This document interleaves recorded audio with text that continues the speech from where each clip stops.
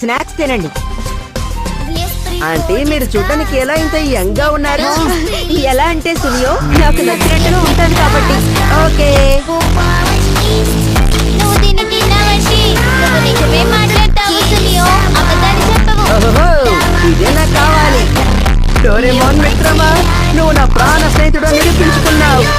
మరి అంతలా పొగడాల్సిన అవసరం లేదు సునియా, ఊరుకో. సరే కోపడకు. ఒకటి తిన్నావంటే ఇక అసలు నువ్వు అబద్ధాలే చెప్పవు. నిజంగా నీ మనసులో ఏమనుకుంటున్నావో చెప్పు సునియా. నోబితా ఒక దద్దమా, తన టెస్ట్ లో ఎప్పుడు ఫెయిల్ అయిపోతాడు. వామ్మో, తను నిజం తప్ప ఇంకేం మాట్లాడలేకపోతున్నాడు.